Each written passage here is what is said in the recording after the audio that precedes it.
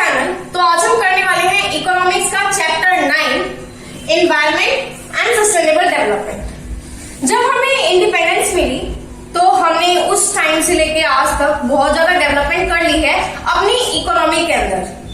जो हमने LPG adopt किया था, that is liberalisation, privatisation and globalisation, उससे हमने बहुत सीखा है and we have reach a very good stage. लेकिन ये जो डेवलपमेंट हमें मिली है इकोनॉमी की, we have paid a price, that is at the cost of environment. हमारे एनवायरमेंट ने बहुत कुछ फेस किया है, जितने भी कंसीक्वेंसेस थे, रिजल्ट्स थे डेवलपमेंट के, वो सारे के सारे हमारे एनवायरमेंट ने फेस किए हैं। That's why this is an alarming need. आज की जनरेशन के लिए ये एक बहुत ही इंपॉर्टेंट नीड बन चुकी है टू अडॉप्ट सस्टेनेबल डेवलपमेंट। तो इस चैप्टर के अंदर हम क्या सीखने वाले हैं? The meaning and functions and role of environment. Environment का क्या मतलब है, इसके क्या फंक्शंस है और ये क्या रोल प्ले करता है हमारी लाइफ के अंदर, first thing. Secondly, what are the challenges which India is facing. India कौन कौन से चैलेंजेस फेस कर रहा है। And third thing, what are the steps and strategies which India can adopt for sustainable development?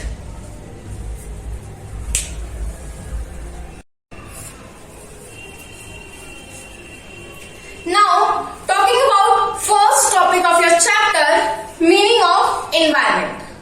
हमारे चारों तरफ जो जो चीजें हैं, everything is referred to as environment. Everything is a part of environment. And the sum total of all of them is referred to as environment. Translating into English, sum total of external forces which surround us. हमारे चारों तरफ जितनी भी external forces हैं, the sum total is referred to as environment. अब हमारे चारों तरफ जो भी चीजें हैं, they can be categorized into biotic elements and abiotic elements. Biotic elements refers to the living elements, for example, bird, animals, human, etc., plants. Talking about abiotic elements, it refers to the non-living elements, for example, air, water, etc. So, what is the meaning of environment? Sum total of external forces which surround us is referred to as environment. They can be categorized into biotic and abiotic. The things which are surrounding us, they can be categorized into biotic and abiotic. Biotic, all living elements are classified into biotic elements, and all non-living elements can be categorized into abiotic elements. Biotic elements का example है, I told you, birds, animals, human, etc. Abiotic elements का example है, we can say air, water, etc. Now, talking about functions of the environment. तो environment चार important functions play करता है. The first one is provides resources for production. अब जो हमारा environment है, it is providing us renewable and non-renewable resources. हमें ये बात पता है, our environment is providing us renewable and non-renewable resources. Renewable resources are the resources which cannot be depleted or exhausted on their use. For example, your fish and trees, etc. Talking about non-renewable resources, non-renewable resources are the uses which get exhausted or depleted on their use. For example, fossil fuels. तो हमें पता है कि जो environment है, they are providing us resources, and these natural resources are used as inputs in the production process. तो production के process में ये जो resources environment हमें provide करता है, we are using them as the raw material in our production process. So the first point is provides resources for production. The second function is environment assimilates waste, that is environment absorb waste. अब production होता है, consumption activities होती है, these all things generate a lot of waste. These are also absorbed by the environment. So the second function is environment assimilates waste or environment absorbs waste. The third thing is environment sustains life. Environment sustains life.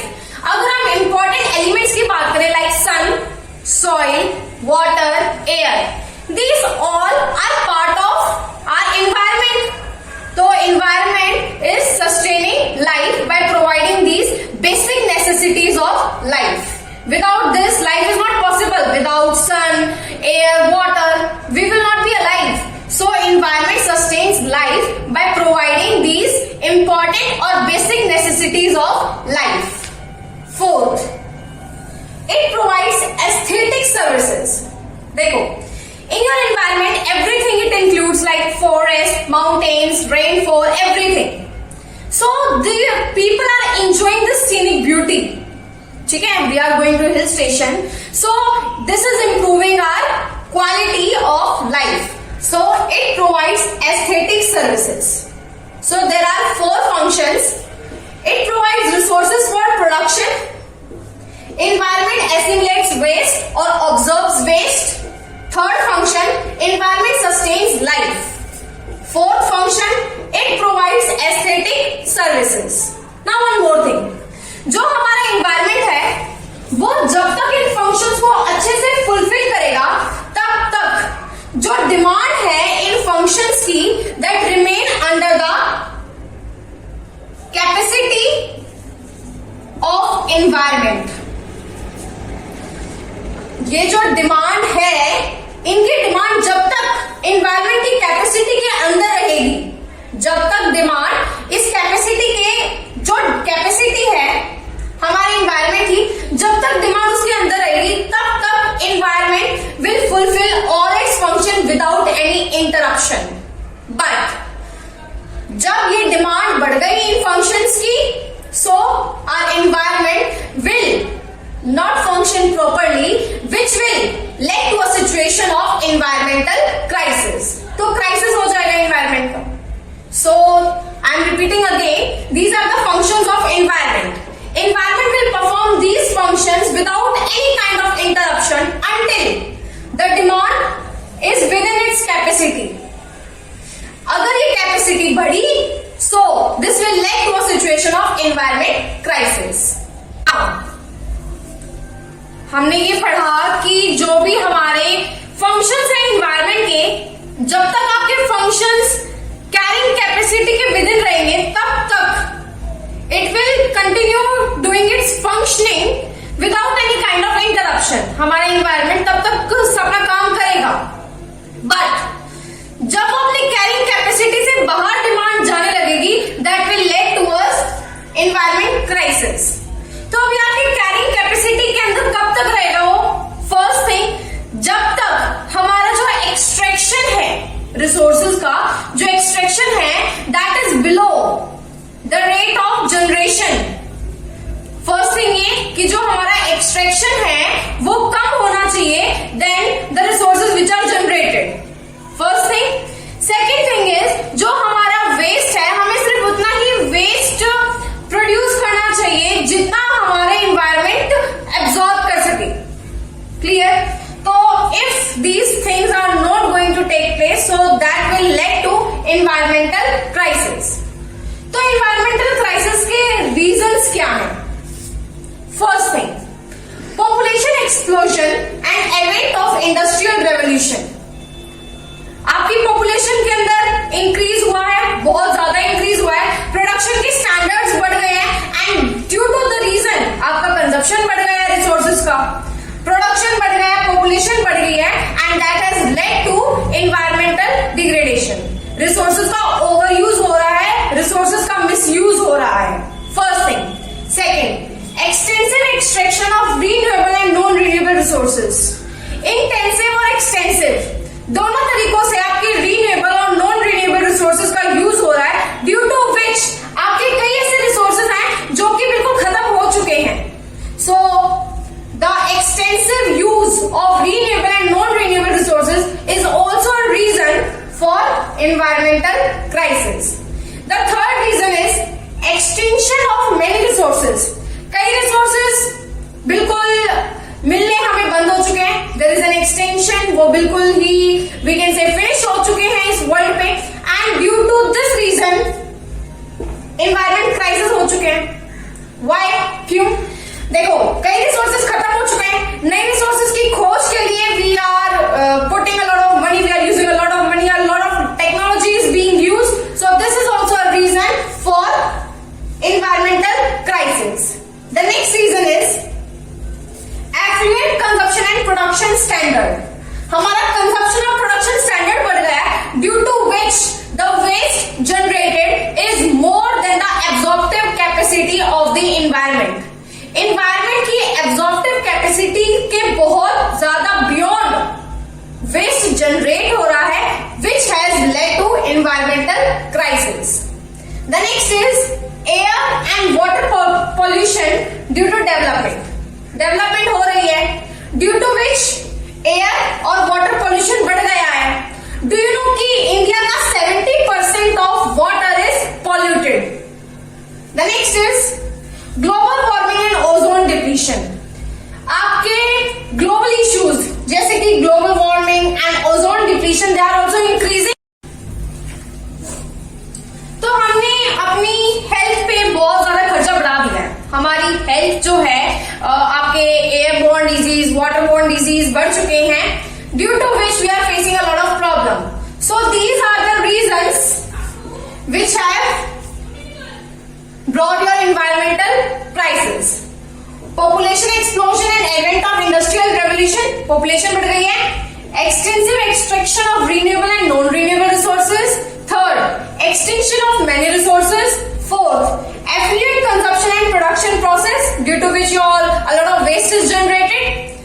Air and water pollution, which led to air and waterborne disease, and your global issues like global warming and ozone depletion are also increasing.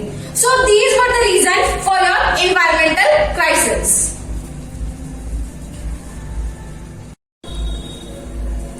Now, one of the reasons for environment degradation is reversal of supply-demand relationship. Talking about past, आपकी supply ज्यादा थी, supply was more than your demand. जो demand थी, it was less than the rate of regeneration. The rate of demand was less than the rate of regeneration of resources. आपकी जो population है वो control में थी, waste generation आपकी absorptive capacity के within था, so everything was under control. So there was no degradation at that time. Talking about present, आपकी supply is less than your demand. So demand, the rate of demand has increased.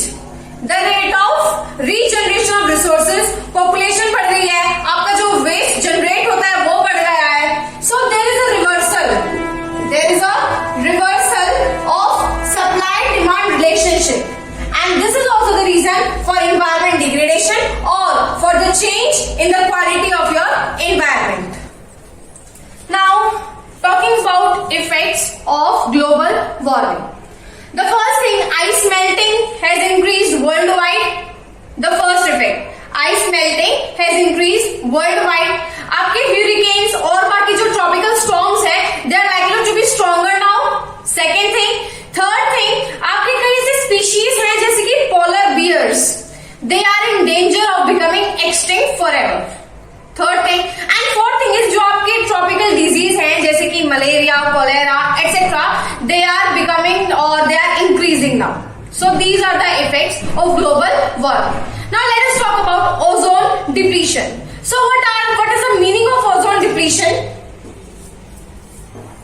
आपके ozone layer का depletion, आपका जो ozone layer है जब इसके ozone का destruction हो रहा है due to presence of chlorine और अदर काइंड ऑफ फोर्सेस और कंपाउंड्स, उसको ओजोन डिप्लीशन बोला जाता है.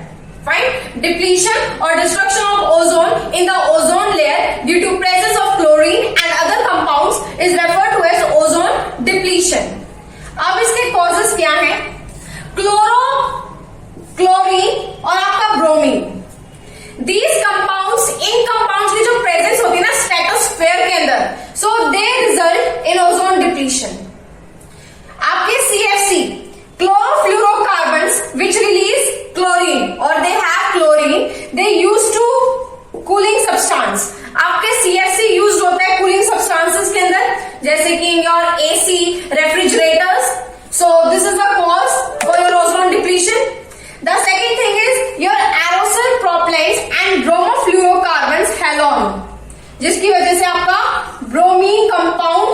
बढ़ता है. These things are used in your fire extinguishers. So these are some causes which result in ozone depletion. So destruction of ozone in ozone layer due to presence of chlorine foam, जो कि CFC से आता है, and other forces. CFC जो कि आपके cooling substances like AC and refrigerators के अंदर यूज होता है, एंड एरोसोल प्रोपेलेंट्स, ब्रोमोफ्लोरोकार्बन्स जो कि आपके फायर एक्सटिंग्विशर्स के अंदर यूज होता है.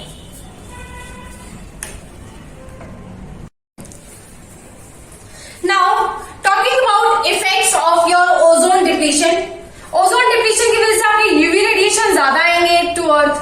UV radiation will be able to come to earth, due to which your skin cancer will increase. आपके terrestrial plants को problem होगी, aquatic organisms को problem होगी.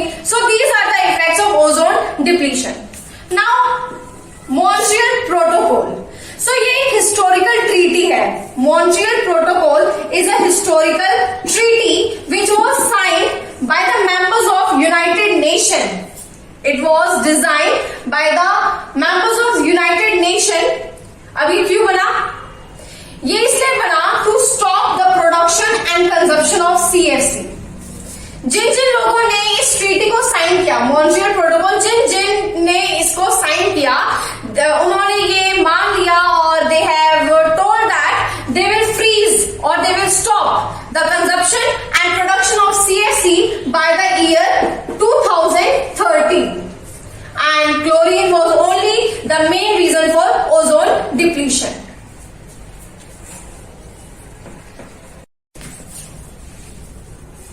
So this was a step which was taken by the members of United Nations to control your ozone depletion. Because chlorine was only the main reason for your ozone depletion, उसका ही consumption production बंद कर दिया. So this was a step. Montreal Protocol ये treaty थी. It was a type of step by your United